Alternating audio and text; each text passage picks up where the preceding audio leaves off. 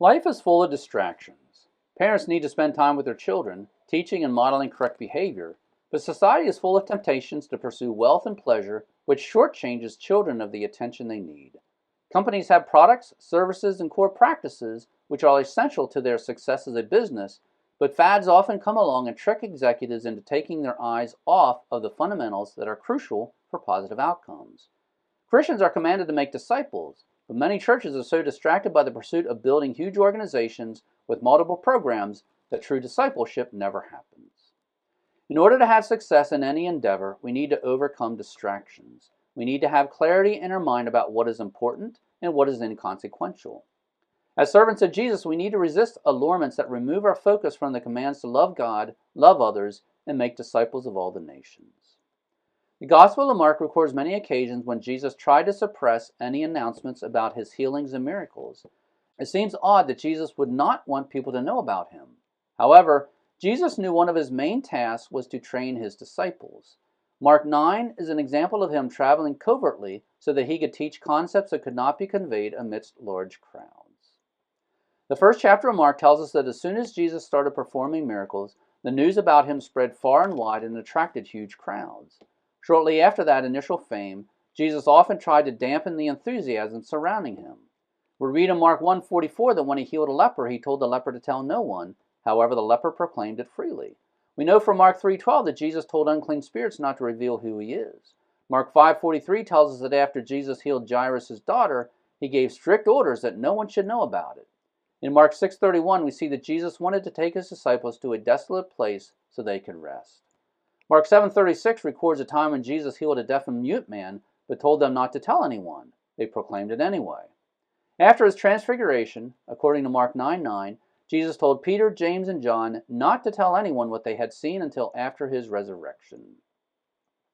Mark 9:25 is part of an account of a boy with an unclean spirit being brought to Jesus. Jesus began conversing with the boy's father, but then when Jesus saw a crowd was gathering, he quickly cast the demon away and left the area. Now let's resume reading at Mark 9, verse 30. From there they went out and were going through Galilee, and he was not wanting anyone to know about it. So once again we see that Jesus was trying to travel without drawing a large crowd. The first sentence of the next verse tells us why. Verse 31. For he was teaching his disciples and telling them, the Son of Man is to be delivered into the hands of men, and they will kill him, and when he has been killed, he will rise again 3 days later. But they did not understand this statement, and they were afraid to ask him. Put yourself in the sandals of the disciples. They saw Jesus performing all these miracles. They knew of his power. It didn't make sense that someone would be able to kill Jesus. It is easy for us to criticize their lack of comprehension, but we read this in hindsight, so it is easier for us to comprehend what Jesus meant. Jesus wanted to travel incognito because he had things he needed to teach his disciples. Large crowds were an impediment to communicating the truths his disciples needed to hear. Jesus was more interested in completing his mission than he was in being famous. Today, many parents, companies, and Christians are distracted from their correct mission by fame, wealth, and pleasure.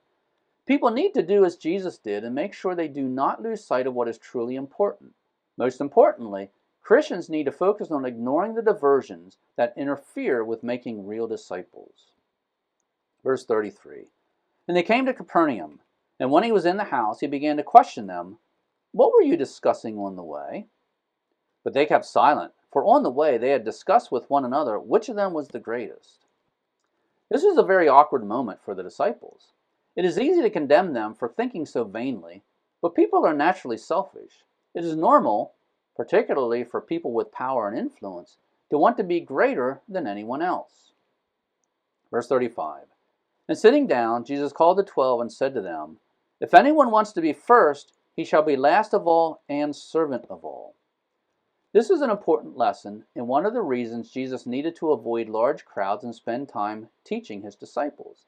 The success of the church depended on the disciples learning to be servants, not overlords. Verse 36. And taking a child, Jesus set him before them, and taking him in his arms, he said to them, Whoever receives one child like this in my name receives me, and whoever receives me does not receive me, but him who sent me. John said to him, Teacher, we saw someone casting out demons in your name, We tried to hinder him because he was not following us.